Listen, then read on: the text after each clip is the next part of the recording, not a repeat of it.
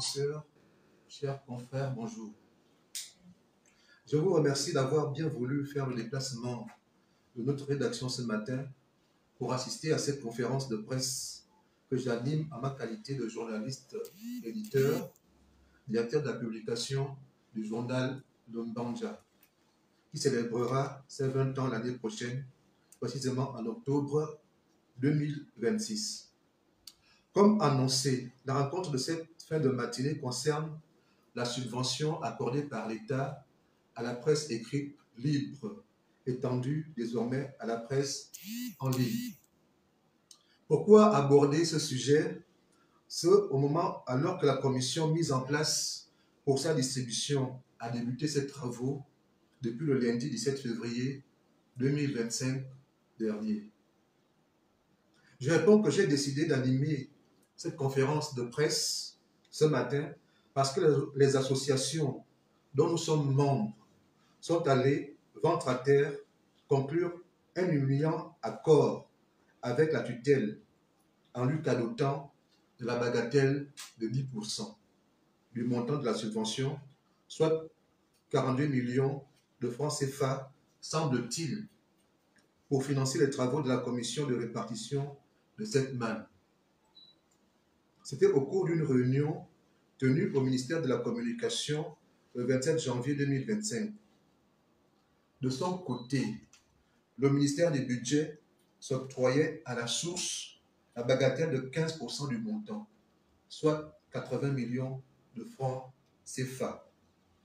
En français facile, cela veut dire que le gouvernement, via les ministères du Budget et celui de la Communication, retire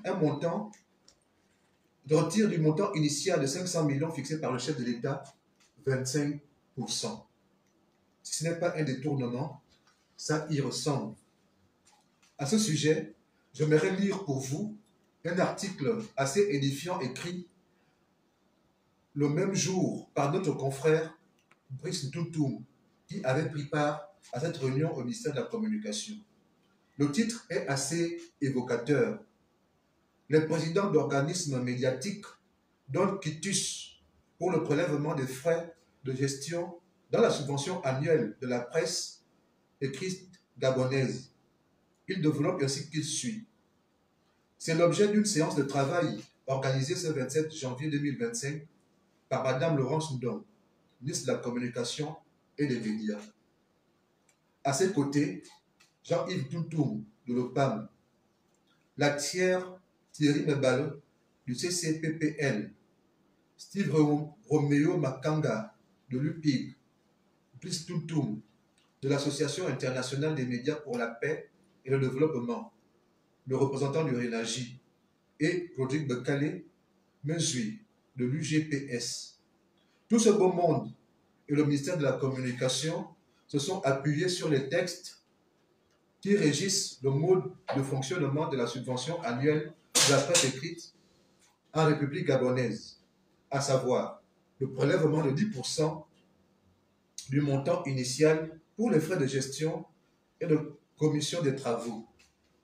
Ainsi, c'est un montant de l'ordre de 42 millions de francs CFA, je dis bien 42 millions de francs CFA, qui servira aux travaux des commissaires, comme cela a souvent été le cas par le passé. Mieux, sont les normes financières édictées dans l'administration publique une réserve obligatoire pour tout décaissement. Pour cette subvention annuelle de la presse écrite 2024, le Trésor public pourrait décalquer, pensais qu'il voulait dire défalquer, sa quote-part évaluée par nos soins à hauteur de 80 millions de nos francs pour ces 15%.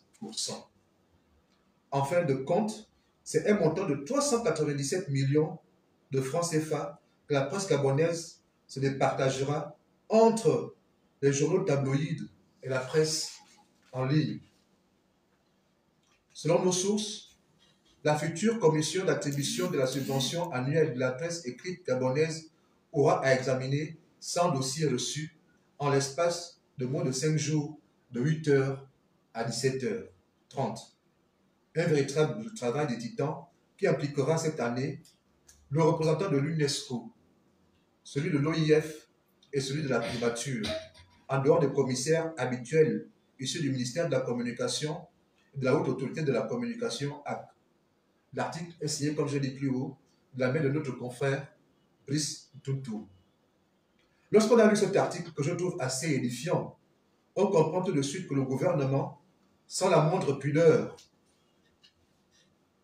reprend par la main gauche ce que le chef de l'État nous a donné par la main droite. Concernant les difficultés qui sont les nôtres, est-ce que c'est bien comme ça?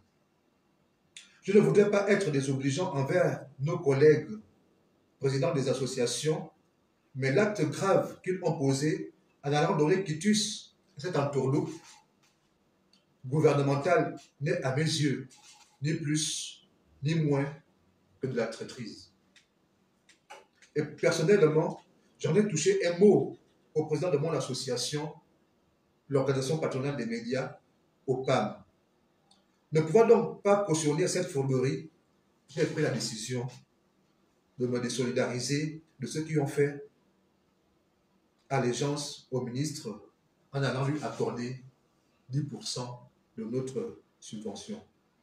Cet acte fragilise notre corporation. Si un ministre avait un test qui lui autorisait à prendre 10% dans la subvention, elle n'avait pas besoin de notre quitus. Passons. La question que je me pose est celle de savoir pourquoi impliquer les fonctionnaires de l'UNESCO et de l'OIF dans cette forfaiture, alors que le ministre